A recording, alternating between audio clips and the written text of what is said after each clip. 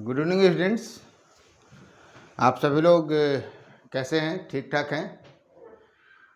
उम्मीद करते हैं कि बहुत अच्छी सी तैयारी चल रही होगी। और हम लोग इतिहास की इस ओपन सीरीज़ में आज चर्चा करने वाले हैं भारत पे विदेशी आक्रमणों की। दरअसल कल आपने देखा मगध महाजनपद का जो उदय था कि किस तरह से मगध को केंद्र बना करके 6वीं शताब्दी ईसा पूर्व में एक साम्राज्य बन रहा था।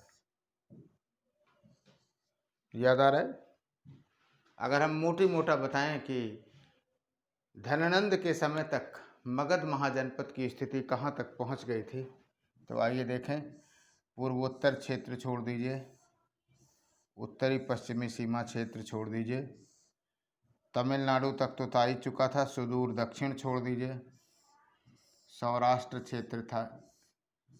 मोटे तौर पर आप कह सकते हैं कि इन क्षेत्रों पे मगध महाजनपद का उदय हो चुका था।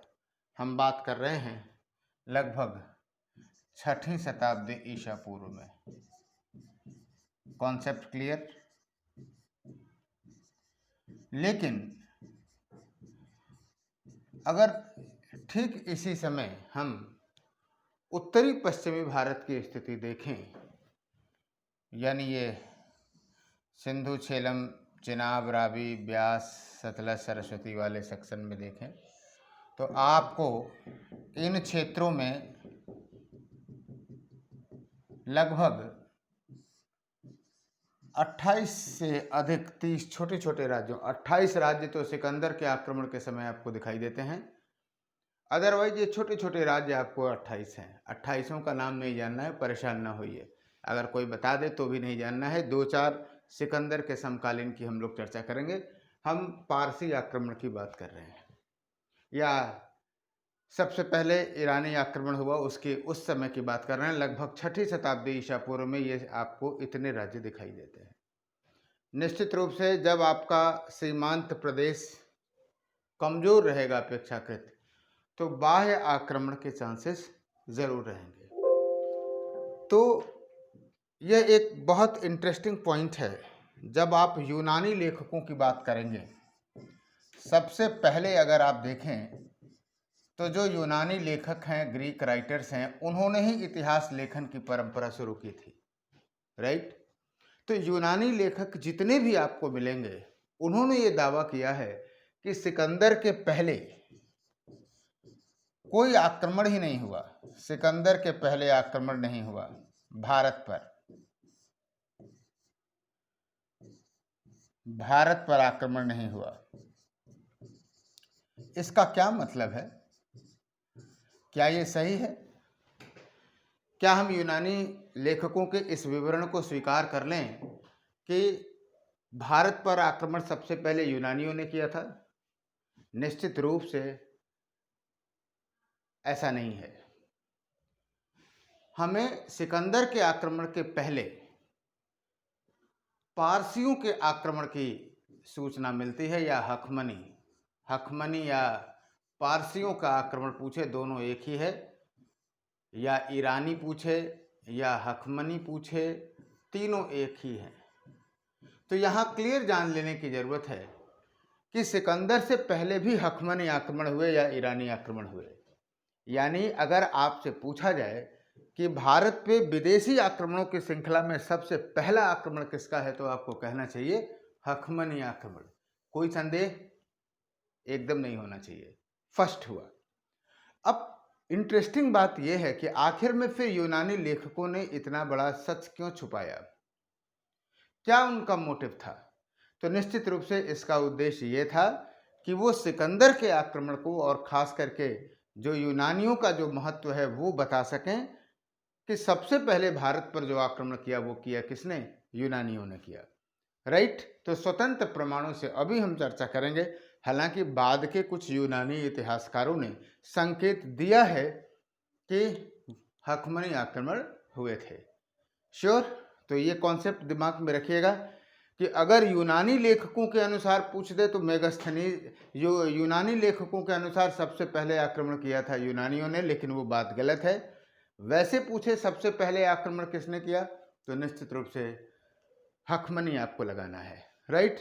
आइए हम लोग चर्चा करते हैं हखमनी आक्रमण की। वास्तव में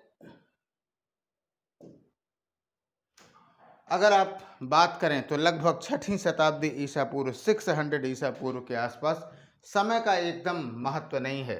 अगर हम बात करें, इस पे लिखना भी चाहें तो आप ये कह सकते हैं कि लगभग 528 ईसा पूर्व के आसपास, 558 ईसा पूर्व की बात करें, यानी 6वीं शताब्दी ईसा पूर्व, 6वीं शताब्दी ईसा पूर्व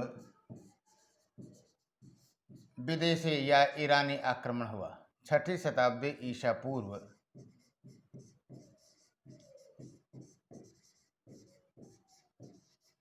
ईरानी आक्रमण हुआ।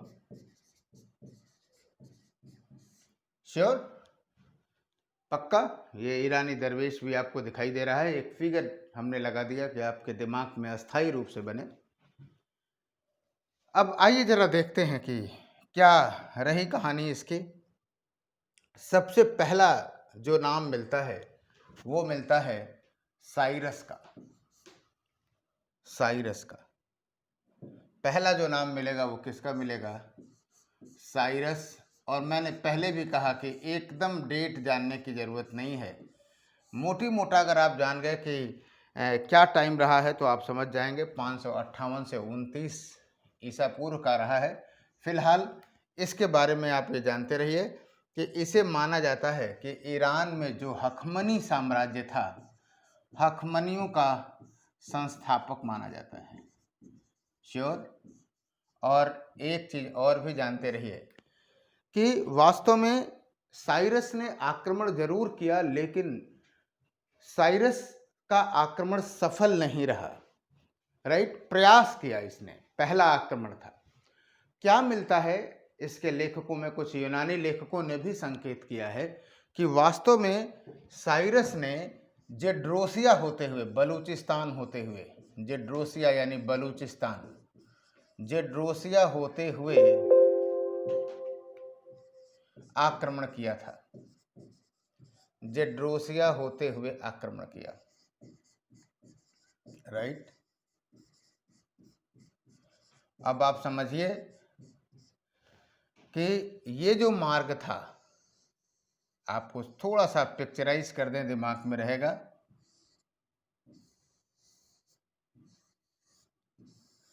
ये मान लीजिए ईरान है, ईरान का क्षेत्र है ये। तो वास्तव में ये आक्रमण, ये जेड्रोसिया होते हुए रेगिस्तानी मार्गों से आक्रमण करने का प्रयास किया। क्लियर कट रूट देख लीजिए, कभी दिमाग से भूलेगा ही नहीं, राइट। और निश्चित रूप से रेगिस्तानी एरिया था, और कहा यह जाता है कि रेगिस्तान में ही वो भटक गया, रेगिस्तान में ये भटक गया। और अंततः जो हुआ वो क्या हुआ कि जो साइरस का आक्रमण वो सफल नहीं रहा। श्योर। ये बातें इसलिए आपको बताता हूँ पिक्चराइज करने के लिए कि जब आप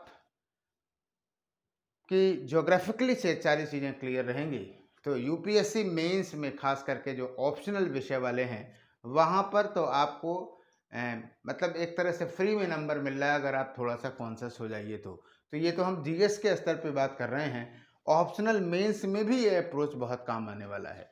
तो फिलहाल इसने इस रास्ते से किया, लेकिन ये सफल नहीं रहा, ऐसा माना जाता है। आइए नेक्स्ट शासक की बात करते हैं। वो है अगला जो आपका जो शासक मिलेगा वो डेरियस। डेरियस या इसी को हम लोग कहते हैं दराय बाहु, दराय बाहु या दारा प्रथम, दारा प्रथम। और इससे स्पष्ट मिलता है कि ये संकेत मिलता है साहित्यिक और पुरातात्विक दोनों दृष्टिकोणों से कि डेरियस या दराय बाहु या दारा प्रथम का भारतीय क्षेत्रों पर अधिकार था। जैसे आपको बताऊं, जैसे हेरोडोटस है, हेरोडोटस ने इस बात को लिखा कि वास्तव में कि जो दारा प्रथा है, दारा प्रथम का जो ईरानी साम्राज्य था, उसका जो भारतीय क्षेत्र है शतगु यानी सिंध का क्षेत्र है, सिंध का क्षेत्र शामिल था और वो 20वां प्रांत था, 20वां प्रांत था, ऐसा कहना है हेरोडोटस का। आप जानते हैं, हमने इतिहास के अध्ययन के स्रोत में बताया था कि वैज्ञानिक लेखन वही है जो कि साहित्यिक के साथ साथ पुरातात्विक स्रोतों से लिखे। क्यों? क्योंकि साहित्यिक स्रोत निश्चित रूप से अगर दारा प्रथम का समकालीन इतिहासकार है तो वह उससे प्रभावित हो सकता है ना।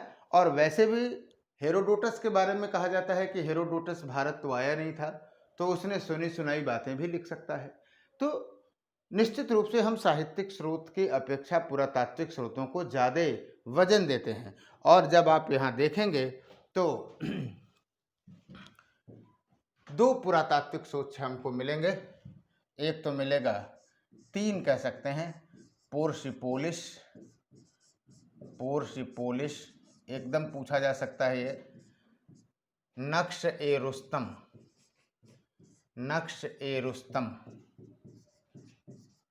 और बेहिस्तून। ये तीन अभिलेख हैं, तीनों को एकदम याद में रखिए, पीटी में इससे ज़्यादा कभी नहीं पूछेगा। और जितना आप प्रीलिम्स जानते हैं उसका 30% फैक्ट आप जाने तो यूपीएससी मेंस ऑप्शनल भी लिख सकते हैं। पोर्सिपोलिस, नक्श रुस्तम और बेहुस्तून, इन तीन लेखों से ये पता चलता है कि शतगु यानी सिंधु का क्षेत्र, दो नाम आता है, शतगु एवं गदर। शतगु को हम लोग मानते हैं सिंध का क्षेत्र और गदर को मानते हैं गांधार का क्षेत्र।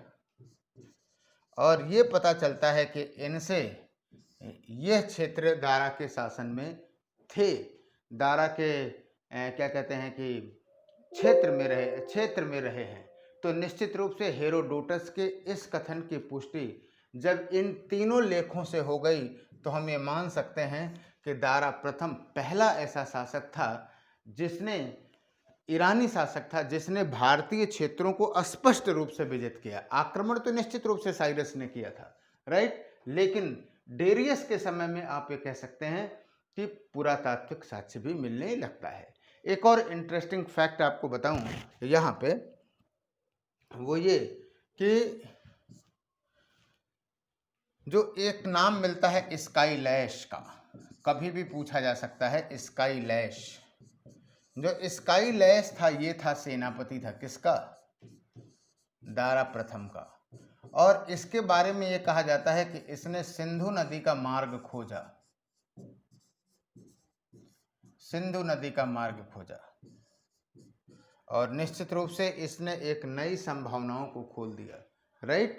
तो दारा प्रथम के बारे में स्पष्टतया हमें पता चलता है कि ये जो ईरानी थे वो यहाँ पे भारतीय क्षेत्र में उनका प्रभाव देखा जा सकता है। दारा प्रथम के बाद जो नेक्स्ट शासक आपको मिलेगा वो मिलेगा क्षयार्स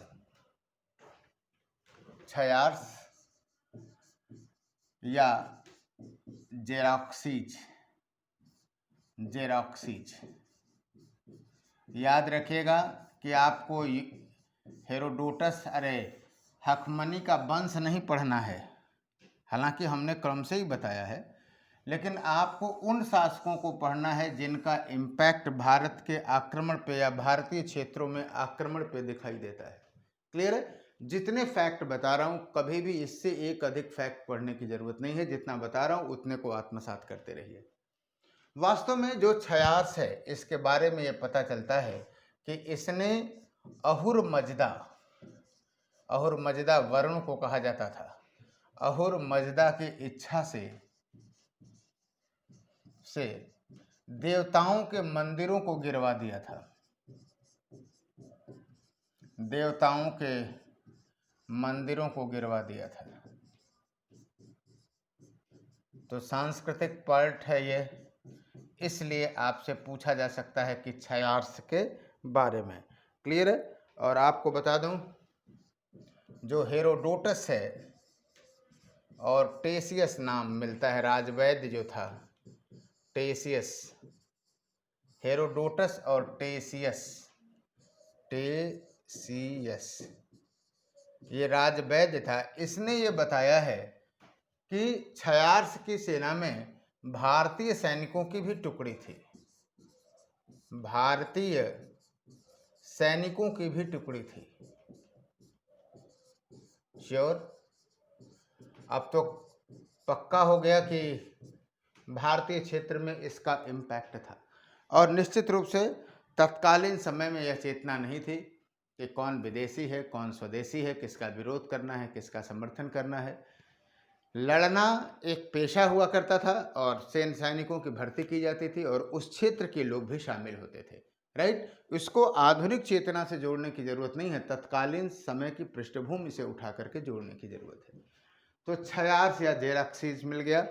इसके बाद दो छोटे छोटे शासक आपको मिलेंगे, एकदम केवल नाम ही मिलता है, अर्थजराक्सीज प्रथम। एकदम ना नाम जानिए, परेशान क्यों हो रहे हैं, बस हमने बता दिया कि नाम मिलते हैं तो मिलते हैं। अर्थजराक्सीज सेकंड, जराक्सीज सेकंड। और वास्तव में अगर आप देखोगे ना तो अर्थजराक्सीज फर्स्ट और सेकंड के बारे में आप इतना ही कह सकते हैं कि जो भारतीय क्षेत्र था ना, भारतीय क्षेत्र वो बना रहा, वह जो है बना रहा। यानी कम से कम अगर नई चीज नहीं है तो इन्होंने यह उपलब्धि बनाए रखी कि जो चीज क्षयार्ष या अन्य लोगों के समय में थी, पूर्ववर्ती राजाओं के समय में थी, वो क्षेत्र इनके समय में भी बना रहा। और अंतिम जो शासक आपको मिलता है वो मिलता है आपको इस वंश का, वो दारा तृतीय। अब ये न खोजिएगा कि दारा द्वितीय कहाँ गया, जाहिर सी बात है कोई रहा होगा जिसका कोई इम्पोर्टेंस नहीं है, दारा तृतीय। और ये इसलिए फेमस है क्योंकि 331 ईसा पूर्व में, हम डेट वेट नहीं लिखते ना पूछा जाएगा, लेकिन ये इतना फेमस है कि अगर आप याद रखेंगे तो मुझे भी अच्छा लगेगा। 331 ईसा पूर्व में एक युद्ध हुआ, अरबेला का युद्ध। किसी को ध्यान है? अरबेला का युद्ध। तो जो अरबेला का युद्ध हुआ,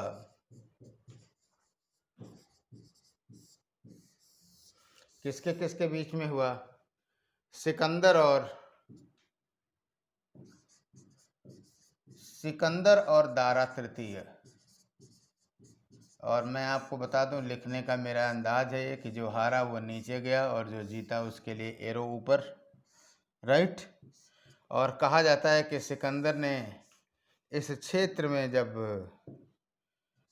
दारा तृतीय को पराजित किया तो यूनान से चला था, सीरिया पे ऑलरेडी उसका कब्जा हो चुका था, तो ईरान से लेकर के भारतीय क्षेत्रों तक लगातार उसका पूरा अधिकार हो गया और फिर वहीं से वो भारत की तरफ बढ़ा। तो उसको हम लोग सिकंदर के आक्रमण के संदर्भों में चर्चा करेंगे। राइट? तो ये आपके ऑल अबाउट रहा किसके, कि ईरानी आक्रमण के बारे में। अब ये आपसे जीएस मेंस में भी पूछ सकता है, ऑप्शनल में भी पूछ सकता है, इसलिए ध्यान में रखने की जरूरत है कि ईरानी आक्रमण का क्या प्रभाव हुआ। और देखो भाई, हमने तो एक ही चीज सीखी है और वही आपको सिखाता हूँ, है ना? इतिहास बहुत आसान है अगर समझें तो। ये लोगों ने फालतू का उसको क्या किया है, कठिन कर दिया है। जब भी आपको आक्रमण देखना हो, प्रभाव देखना हो, कारण देखना हो, तुरंत अपने जो आपका जो महामृत्युंजय मंत्र है या जो सुदर्शन चक्र है, उस चक्र की तरफ चले आइए। आर्थिक, राजनीतिक, सामाजिक और सांस्कृतिक उन्हीं चीज़ों में खोजने का प्रयास करिए। ये दिमाग कहता है ना? आप चाहो तो थोड़ा बहुत प्रश्न के अनुरूप आप क्षेत्र बदल सकते हो, प्राथमिक क्रम बदल सकते हो, लेकिन आपके दिमाग में वही बात रहना चाहिए कि इकोनॉमिक, पॉलिटिकल, कल्चरल, सोशल। मान लीजिए राजनीतिक पे आपका ध्यान में चला गया तो कोई बात नहीं, आप राजनीतिक भी लिख सकते हैं। तो जाहिर सी बात है, हम तो उसी दिशा में आपको बताते हैं और उसी दिशा में एक बार फिर बता रहा हूं कि अगर आप आर्थिक क्षेत्रों की बात करेंगे तो आर्थिक क्षेत्र का पहला प्रभाव तो ये हुआ कि जो पश्चिमी जगत से व्यापार शुरू हुआ, पश्चिमी जगत से व्यापार शुरू हुआ। संपर्क होगा तो व्यापार होगा, इसमें मुझे नहीं लगता है कि इसमें कुछ चिंता की जैसी बात है या रटने जैसी बात है।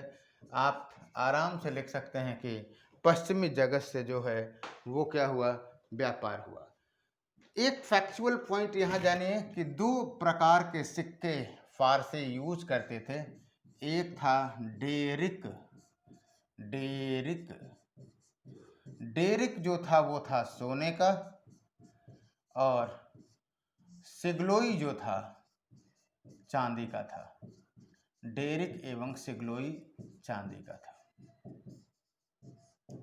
पक्का? अब अगर कोई पूछे कि सिग्लोई क्या है तो आपको पता होना चाहिए ये चांदी का सिक्का है जो कि फारसियों के द्वारा प्रयुक्त होता था। आर्थिक क्षेत्र में आपने देख लिया। अगर आप राजनीतिक क्षेत्रों की बात करें कि पॉलिटिकल क्षेत्र में क्या इम्पैक्ट दिखाई देता है, तो आप कह सकते हैं कि सर राजनीतिक क्षेत्र में वैसे ही इनका प्रभाव बहुत सीमित स्तर पे था, तो बहुत ज़्यादा इम्पैक्ट तो दिखाई नहीं देगा। फिर भी आप ये कह सकते हैं कि भारतीय संदर्भों में क्षत्रपी प्रणाली की शुरुआत हुई।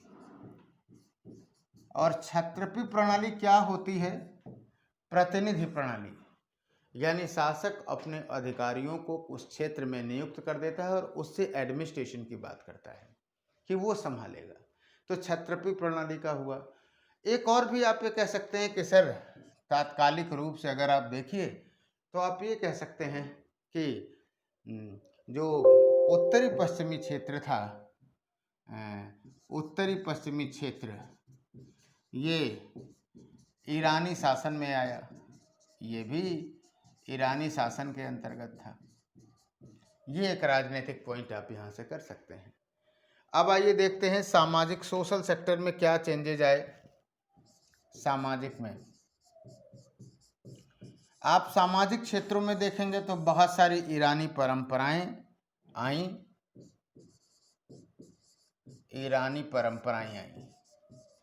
जैसे आपको बताऊं, आगे चल करके आप सल्तनत काल में देखेंगे तो सारी राजत्व की परंपरा ही आपको ईरानी दिखाई देगी। हालांकि बहुत बात की बात हमने कह दिया। तत्कालिक स्तर पे जैसे कुछ बड़ी चीजें हैं, जैसे आप देखें केस मुड़वा देना। कभी कभी कोई सनकी अधिकारी पहुंचता है तो क्या करता है कि बहुत बदमाशी होती है तो जो बदमाश हैं उनको बुला करके क्या कर दिया, पूरा बाल ही छिलवा देना।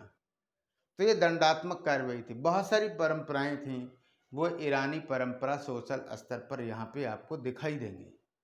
और अगर हम सांस्कृतिक स्तर पे बात करें, कल्चरल लेवल पे बात करें, तो निश्चित रूप से आप ये जानते रहिए कि सांस्कृतिक रूप में जो चीज़ें आपको दिखाई देंगे, एक तो क्लियर है लिपि का विकास। उत्तरी पश्चिमी क्षेत्रों में अगर आप देखोगे तो खरोष्ठी लिपि का विकास होगा। हालांकि आरमाइक का भी हुआ, लेकिन स्पेशली ईरानियों के प्रभाव से खरोष्ठी लिपि का विकास होगा। क्लियर है? दूसरी चीज़ अगर आप देखें अशोक के अभिलेखों में, हम ये नहीं कहते कि ईरानी थे, लेकिन अशोक के लेखों की जो भाषा संबंधी बातें हैं, भाषा संबंधी चर्चाएं हैं, वो मिलावट दिखती है, उसमें एक रूपता दिखाई देती है। जैसे कि अगर आप बात करें कि जो दारा के अभिलेख हैं उसमें लिखता है कि देवताओं का प्रिय राजा दारा ऐसा कहता है। ये दारा के अभिलेखों की भाषा है। और जब आप अशोक के अभिलेखों को देखेंगे तो ये देखेंगे कि देवानाम प्रियदर्शी राजा अशोक, यानी कहीं न कहीं उससे लिया हुआ आपको प्रतीत होता है, राइट। तो ईरानी आक्रमण का जो प्रभाव है वो प्रभाव आपको आईएएस मेंस जीएस में भी पूछ सकता है, ऑप्शनल में तो पूछता ही है। और मैंने खुद ही कहा कि ये सारी जो चीज़ें हैं वो हमने आपको इतिहास के समझ बढ़ाने के लिए किया है, किसी सीमा में बांधा ही नहीं है। इसलिए बहुत विस्तार से और बहुत आराम से हम लोग चर्चा कर रहे हैं। और इन चर्चाओं के साथ साथ आप जो T20 सीरीज में इतिहास पे दे रहा हूँ, है ना, तो उस T20 सीरीज को देखिएगा। मौलिक प्रश्न हैं, कुछ रिपीटेड सवाल भी हैं, तो जितना मैं उचित समझूंगा 1 सीरीज 2 सीरीज 3 सीरीज उस पर आपको जरूर दूंगा। बस इस श्रृंखला से जुड़े रहिए। और मैं एक बार फिर कहूँगा कि इस श्रृंखला से अधिक लोगों को जोड़िए। आप सभी लोग चैनल को सब्सक्राइब करिए, प्रमोट करिए और टेलीग्राम लिंक को भी ज्वाइन करिए, जिससे कि कोई अगर नई सूचना है, कोई स्टडी मटेरियल है, कोई पीडीएफ है, अगर हम उसको प्रोवाइड कर रहे हैं तो आप सभी लोगों को मिल सके सही समय से, राइट। तो इस मिशन से जुड़ने के लिए बहुत बहुत धन्यवाद। Thank you.